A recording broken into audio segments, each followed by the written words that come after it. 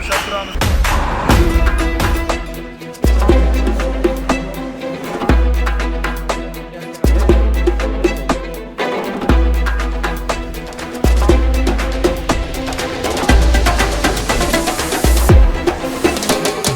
Mana askarlarga kasb qilgani ko'plab imkoniyatlarni qo'lga kirityapti. Bunday shart-sharoitlar boshqa davlatlarda yo'q. Buning uchun yurtboshimizga kattakon rahmat. Qo'mondon bilan bo'lgan bugungi uchrashuv menda yana bir bor Milliy gvardiya saflarida xizmat qilishga bo'lgan ishtiyoqimni oshirdi.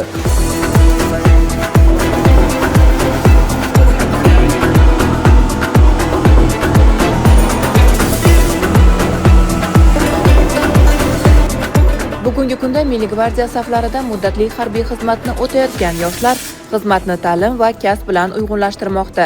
Davlatimiz rahbari tashabbusi bilan ilgari surilgan bir askarga bir kasb tamoyili asosida ular xizmatni o'tash bilan birga kasb-hunar egallamoqda.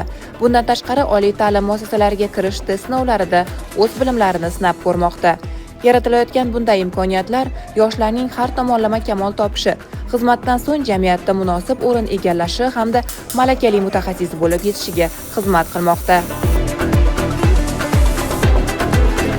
What do you think about this university? Tell me. So this university has a big future, for example, for these for new students, because they can learn a lot of new information here.